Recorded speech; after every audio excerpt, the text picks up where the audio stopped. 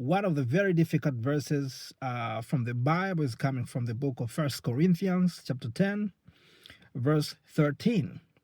And it says that no temptation has overcame you except that which is common to mankind.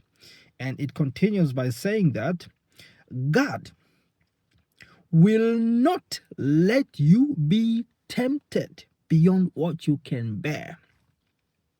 And if you will be tempted, he will always provide a way out so that you can endure, not avoid, endure that temptation. Yeah, and it is so difficult. Actually, even for me, I found it hard sometimes to understand this verse, because when I looked around and I saw people suffering, I was like, God, what is this? What is this? Yeah, but I chose to believe in God anyway. Yeah, but at some point, I started to understand this when I started to train myself how to swim. And I bet you understand how frustrating it can be if you have never swum before and you want to train for swimming. Yeah, because the one thought that comes to your mind is drowning. And so all the efforts that you will be putting when you are in contact with water, trying to swim, is for you to save yourself from drowning. But this is what I found out when I started learning swimming. That actually I'm relating swimming because this is where I learned the philosophy. This is where I learned to associate what has been said versus what I experience in water. We have been designed not to drown in water. That's the first thing I've discovered. We have been designed not to drown in water. But why do we have people drowning? I realized that what makes people drown is their frustration, their lack of understanding on how to stay afloat on the water. We understand water can be depressing, water can be frustrating itself, but how do you stay afloat? That's the point. How do you stay afloat? Because everything that needs you to stay afloat is everything which defies your very need to save yourself.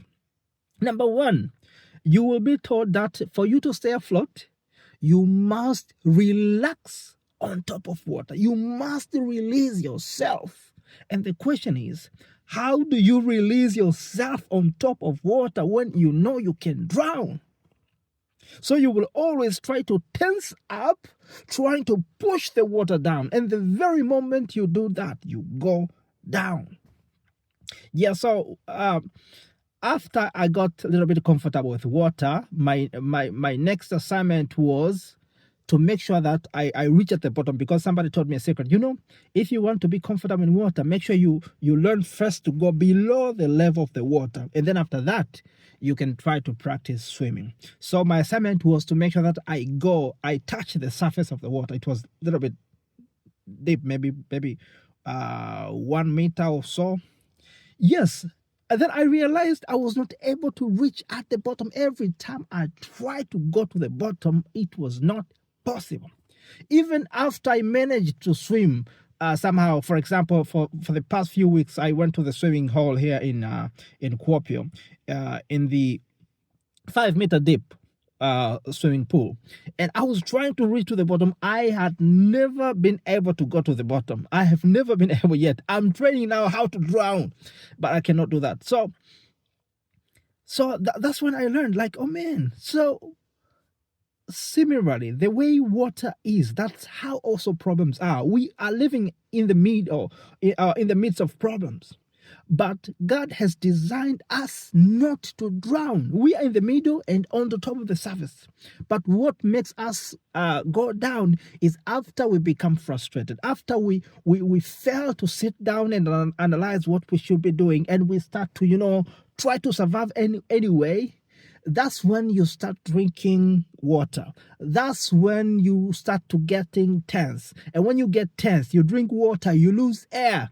At the end result is that you lose that, or you gain density, which is larger than the water, and that gain density is what that will bring you down the water. And similarly, that is what has been happening to our lives. When you encounter some problems, it can feel very, very depressing, can feel very frustrating, but lacking the ability to calm down and analyze the situation and approach the problem in a way that can be sustainable to save you in a long term, you can drown in problems. Some people, maybe they can be in a debt problem, and at the end of the day, they have to get in deeper depths in order to save themselves from the little debt. Do you understand what I'm saying? You do your first mistake, and then you have to do 10 other mistakes in order to cover your first mistake. That is what people have been doing. So they have to drown just because they cannot know the very thing which need to be done. Actually, there is another verse which I think relates to this. I don't remember exactly where it came from, but in this verse, Jesus said that if you want to save your life, you will lose it. But if you want to lose it for my sake, then you will find it in abundance. I don't remember exactly what it says, but something like that. And so in the similar manner, even in water, when you are trying to save yourself, that's when you are even in the bigger risk of drowning. But when you release yourself, when you do everything that says lose yourself. For example, the key in floating on the water is just drown yourself in until you feel that you get that feeling of being uplifted by the water. And that uplift gives you the confidence on the water.